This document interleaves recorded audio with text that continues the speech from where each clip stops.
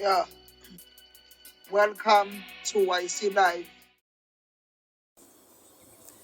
Okay, uJoystick abantu bayamazi nje amabhazi into ayithandayo kakhulu as much as artist musician Sure. kodwa njengoba nje la namhlanje it's because umuntu othanda amabhazi kakhulu yabo. Sure.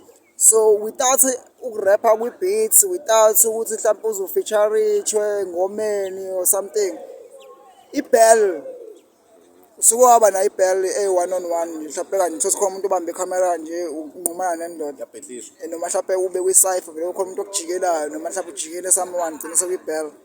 I know. Hayi. Okwamanje ngisayibalekela lo sha nje because njengamanje angikho kwi-mind state e-right for ibed.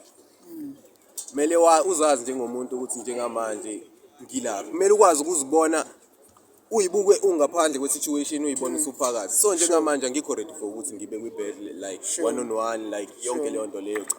Okwamanje angikho right. But in Shuthi future kungaphoqa sho ukuthi mhlawumbe sokuthi khona indoda le ekubelesele nje online mhlawumbe ihlezi kudisa and manje the only way engayiqeda ngayo le nto leyo ukuthi nihlangane kwi-event niyiqede noma nihlangane kwi-cypher outside the-event niyiqede le nto emnyama sure.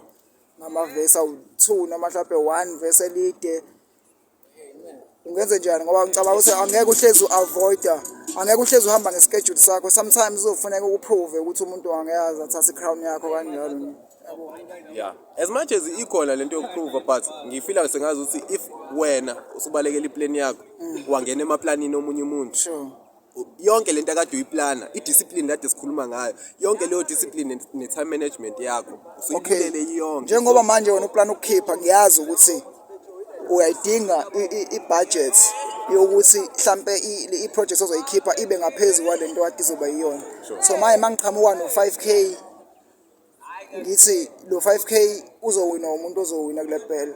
Yeah. Nawe uyabona lo muntu lo ngizi ngiqhatha naye. Lo muntu lo umuntu nje engayisipisela ngisho 16 omdala. Ngiqede nje ngaye yabo.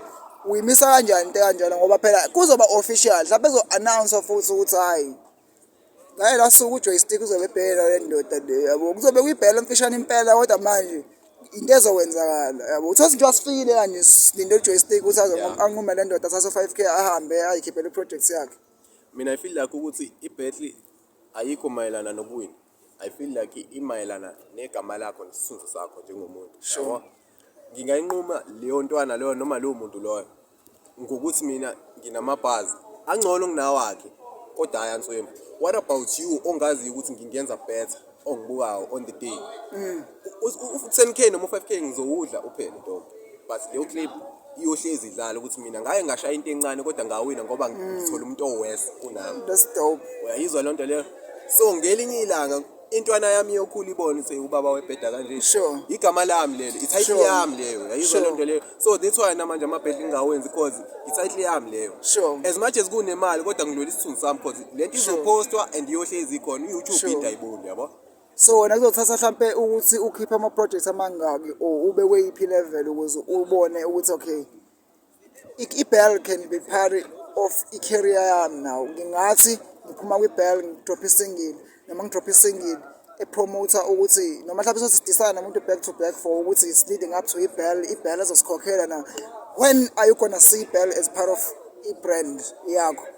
So Because vele usuku wabhetlisha waba i-champion on radios. But manje masubhetlisha one on one on cam iyashintsha like i-energy iba different because sekhona ne-influence yabantu aba-reactayo la sekhona ne-influence yokuthi like lento uzoyispitha once manje and ufuna ukuyispitha ngale ndlela ufuna ukuyispitha ngayo yabo and abantu bazobe beqala ukuyizwa. So when are you gonna be ready for that? Because it's gonna be a huge business in future and mhlawumbe ezobe inama-bookings ngaphezulu ukuthi uyoperforma ingoma yakho. So are you gonna be a bell MC ngaleyo ndlela? lowo ngeke-understand ngizama nje ukuthi i-question yakho ngisuke nayo emuva ngize ngifike nayo la. Sure.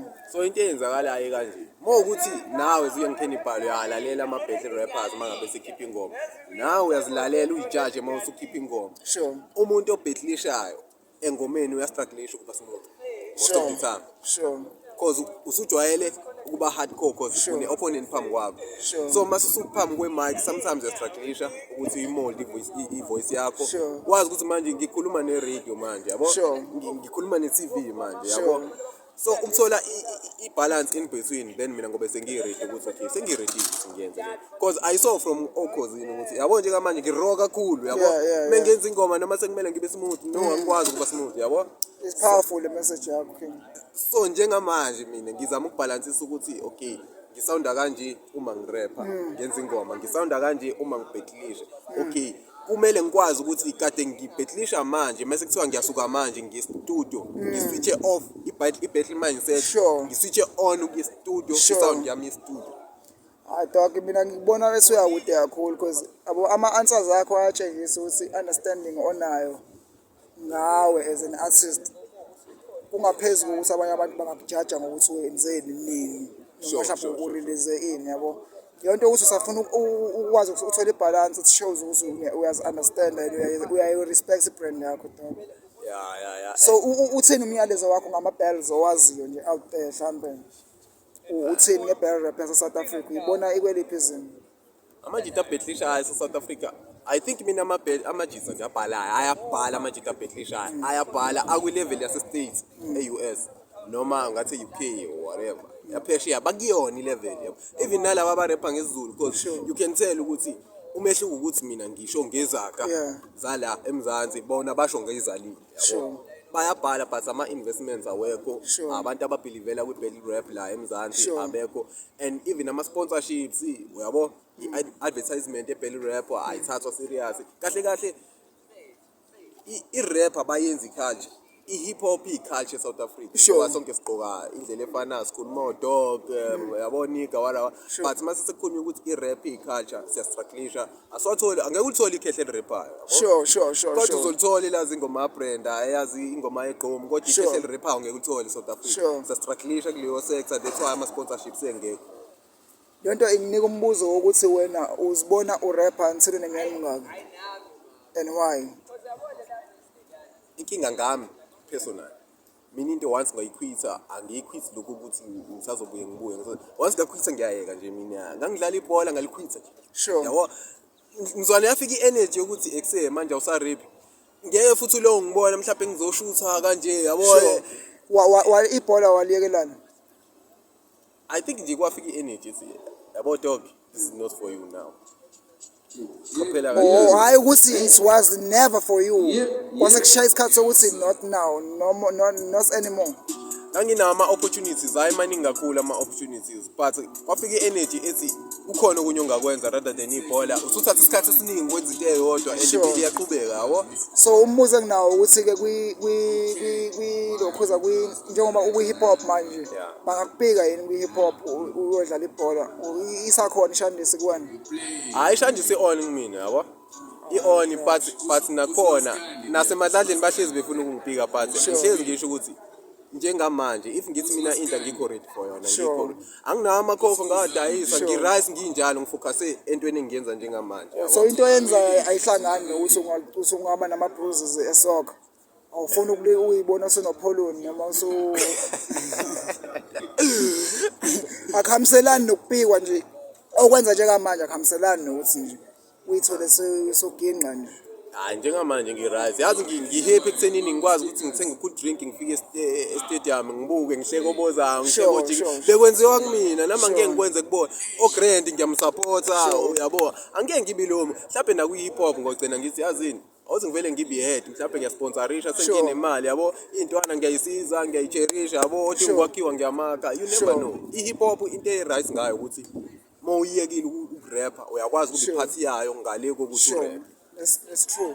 Yabo so kuningi engingakwenza ngaphakathi kwe-rap kodwa nginga-rap so ngenzeka ngingayiyeki entirely but ngibe ingxenye yayo still.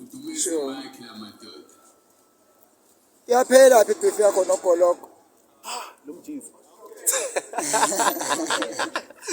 kanti ungaselilo leyo mdala yona. Angiqala ukubuza futhi leshani nesilenzi.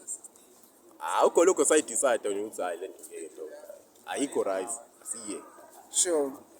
Sayikhuluma njengamadoda eceleni sabantu angingasho ukuthi siyiyekile, angithi sabantu esiyiyekayo because kwa hip hop khona lento leyo ukuthi awumazi umuntu ucabangayo. Oh yeah. Umuntu umedicide ukuthi uyahlanya lo kusasa ngiyamngena. Sure. Angavuka ngene futhi. Uyayibona nje. Ngoba isakhona into abambelele kuyona ukuthi kusukela kuyona vele. Kusukela kuyona vele yabo. But nje sadicide ukuthi engeke mfethu sipush brotherhood lesha nje sasiyeke yabo. Because sine history nale ndoda leyo. I feel like ukuthi emva kwakho no Big Z. Sure. Ithina abantu abasenze integrate emva kwini. Yeah. Yabo.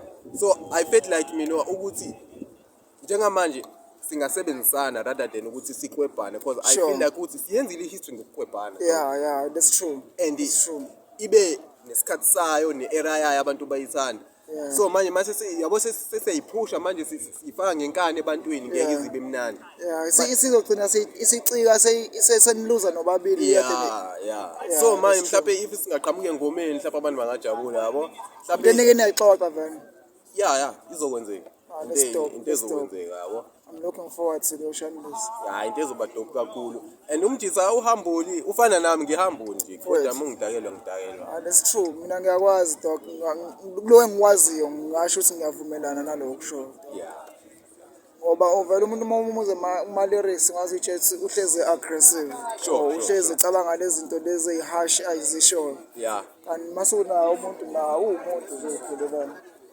Lento yomculo bayelana njengoba abantu sebebangaka ubufike nabantu abawu5 uzobatshela labashana labo singazodawa nina ngifike late nami abashana labo angizoyazi ukuthi groundini kwenziwa kanjani mekuzodlala efinal qala ama dust awoma phela badlala so lesibalo lesa sikuthusi for ukuthi mayingeke sincane izolo bekunabantu abawu200 la mokuthi ubonile wena ufika bekuvele sekugcwele ngana bekunyiwa dog konke ngifikelezi kakhulu kwizona considering ukuthi abanye bengibabona ngi downstairs abanye bengale abanye bengala uyabona sebe give up vele ba give up abanye still bahleli khona be give up yacabanga nami ngomunye wabo lawo so my question is when uzo rapper ithuba malikhona ngo rap likhona ithu malivele ithuba ngo rap because I don't mind choker, I don't mind urap into endala, I don't mind ukubheda sangibhede kakhulu empilweni mfethu ngifunde futhi from lo ngibona ukuthi steps sami bekumele ngibhede qala exactly so ukuphasa isiphesa ngiyakholelwa kubona sure ngiyakholelwa kubona because abantu ababukela kumina ngiyathanda sibabone wonke izinto zonke iside lami ngenza kahle noma ngingenze kahle yabo because vele mina ngiyazi ngisuke ngizolungisa it's not like ngidependele kumunye umuntu omela ngimimpress mina ngiyazi noma ngenze iphutha ngizofunda something engizoyisebenzisa next time yabo ngiyakuzwa king usuqedile ngiyakuzwa mfethu all the best ngiyabonga njalo all the best nakuwena